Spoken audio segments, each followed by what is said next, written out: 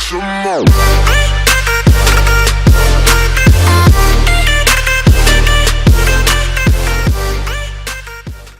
Yo, what's good, people? Izzy Max here, back again with another VGC Shadow League match.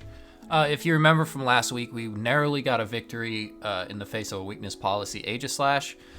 So this week we look to kind of bounce back, even though it was a win, we do need to bounce back and get some more dominating wins. This week we are fighting Adolfo, or Laura, as you'll see on the screen. She is bringing a Blissey, a Espeon, Golisopod, Serena, Gyarados, and Lapras. I'm feeling pretty good about this week because if you see on the screen, I have a Life Orb Flapple coming for the first time, an Adrenaline Orb Diggersby just in case I need something to get rid of the Gyarados, Focus Sash and Indeedee.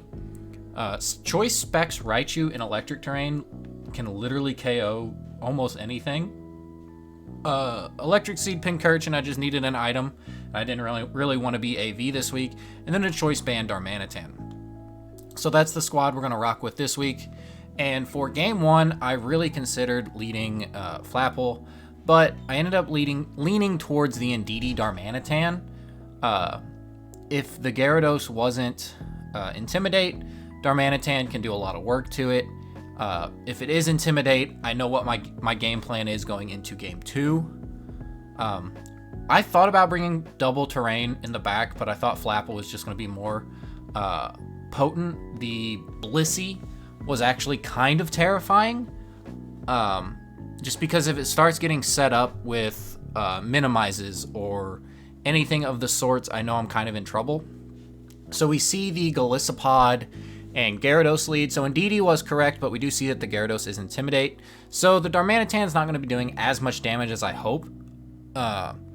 So here I need to take off some pressure from the Darmanitan. I need it to do at least some chip damage, as she is going to Dynamax the Gyarados. Looking at her team sheet, if you're Dynamaxing Gyarados, I know you probably don't have Lapras in the back.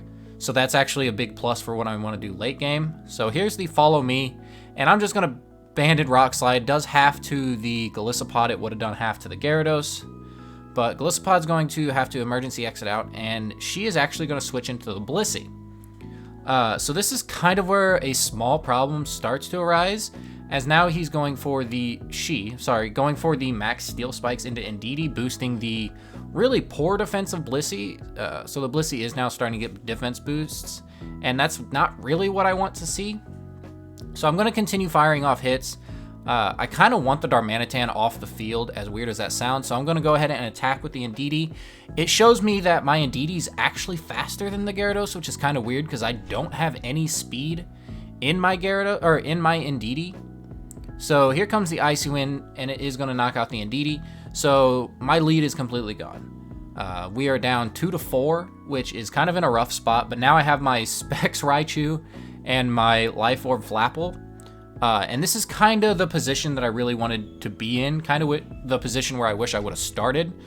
So I am just going to go ahead and Dynamax my Flapple, or Gigantamax, my Flapple, and go for the Max Tartness into the Blissey.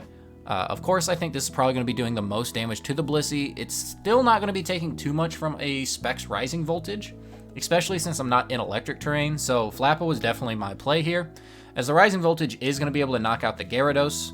Knowing that my Indeedee is actually faster is kind of huge, because now I know that my Flapple is actually faster than the Gyarados.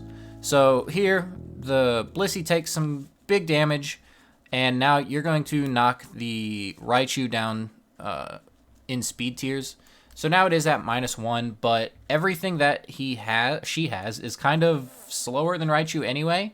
We still have the Psychic Terrain up, so Golisopod can't really do anything. Unless it's carrying a move. If it's not, it's just going to be naturally slower than everything I have.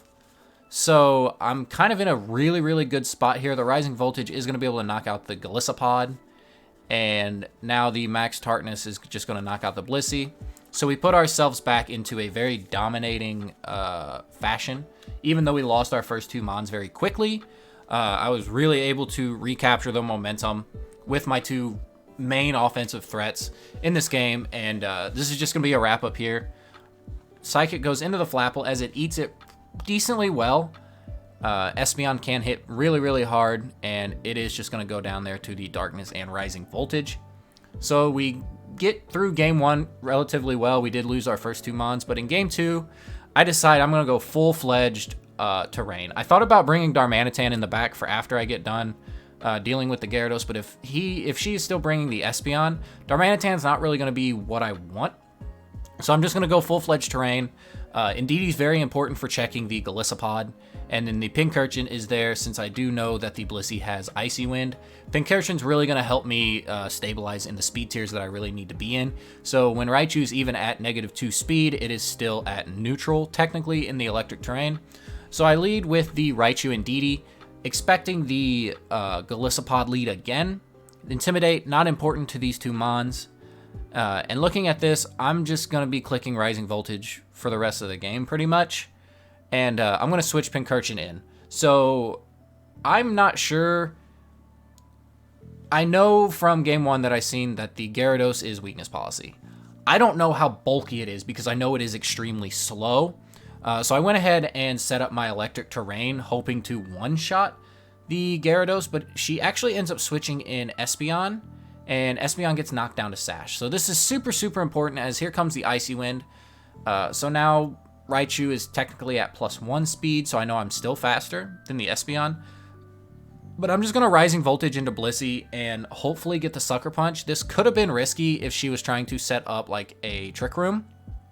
That would have been really bad, but Pincurchin is the slowest thing on both of our teams, as she decides just to Seismic Toss my Raichu. That is pretty good tech, guaranteed damage, and out next comes the Golisopod, and here I'm like, okay, yeah, Golisopod has to do something like Sucker Punch or First Impression, so I'm going to go ahead and switch in the Indeedee and get the Psychic Terrain back.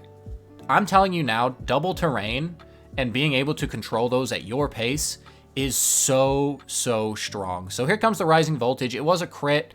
It's still going to be a 2-shot, so it doesn't really matter. But the Golisopod here ends up getting switched out, and now she has to go back into Gyarados. And I believe the Blissey goes for... okay, it goes for a Soft Boil. So now I know that it is Soft Boil, Seismic Toss, Icy Wind. Never really revealed the last move. But here, again, no priority that she's going to have. So I'm going to go ahead and switch back into the Pincurchin. And this is why this is just so strong. These 2 mons combined with the Raichu, I pretty much have full-fledged offense no matter what I want to do, hitting both stabs with Electric and Psychic. Not to mention that I am Spec, so this is doing incredible amounts of damage. As she is just going to max her Gyarados, and I still haven't maxed. So I'm feeling really confident about this. And here is the max guard, so that is kind of unfortunate. As we do see the Icy Wind come out, so now Raichu is technically neutral. Crit on Pincurchin, who cares? But Raichu is technically neutral now in speed. So, like I said, I know I am still naturally faster, and I'm just going to go for the Zing Zap on the Blissey. I know Blissey doesn't have the greatest physical defense, so this should kill the Gyarados after the Electric Terrain, Specs, Rising Voltage boosted, and yeah, it just completely obliterates the Gyarados, and now I am pretty sure that this is a win.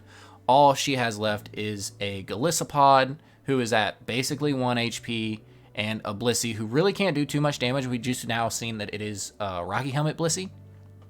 So in comes Golisopod. Again, I am actually making a different play and going into Indeedee for the Raichu instead. And I'm just going to Rising Voltage the Golisopod, expecting another First Impression or a Sucker Punch. So in comes Indeedee, not switching out the Pincurchin this turn. And of course, she does go for another First Impression. So Indeedee might not be getting kills, but is definitely doing its job as it takes a Seismic Toss from the Blissey.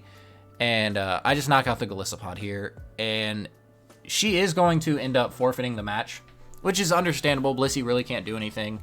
I was going to Dynamax the Pincurchin just for fun, but that's going to be the match. I'll let it play off in the background. This was a really, really good dominating win. She did play very well. I don't think she really could have done anything differently to kind of counter my double terrain and how well I controlled it in that match. So GG's to my opponent. I am now sitting at 3-0 plus 11, I do believe. So we are back on top of the league, kind of leaving this league where we left off last season as being very, very good, very top of the league. So without further ado, I guess I'll see you guys in the next one. Peace.